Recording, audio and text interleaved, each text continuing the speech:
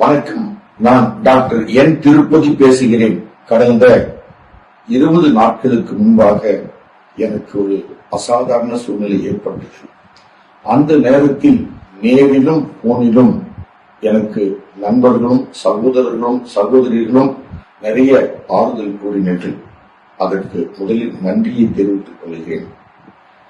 சிலரிடம் நண்பர்களிடமும் சகோதர சகோதரிடம் நேரில் சென்று என்னால் விளக்கம் கூற முடியவில்லை.